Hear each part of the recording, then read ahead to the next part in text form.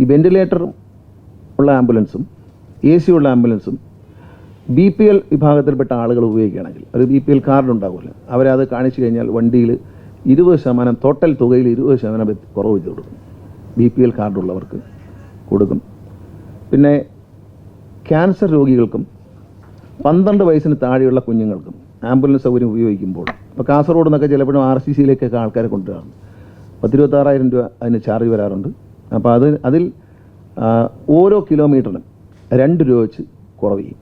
Cancer പേഷ്യൻസിനും RCCയിലേക്ക് വരുന്നവരാണെങ്കിൽ അറിയാമല്ലോ, അവർക്കറിയാം. അങ്ങനെ വരുന്നവർക്കും കുഞ്ഞുങ്ങൾ 12 വയസ്സിൽ താഴെയുള്ള കുഞ്ഞുങ്ങൾക്കും ചെയ്യും. അതുപോലെ അപകടങ്ങൾ നടന്നാൽ തൊട്ടടുത്ത ആശുപത്രിയിൽ സൗജന്യമായി എത്തിക്കും. അവരുടെ സംഘടന മുന്നോട്ട് വെച്ചിരിക്കുന്ന ഓഫറാണ്.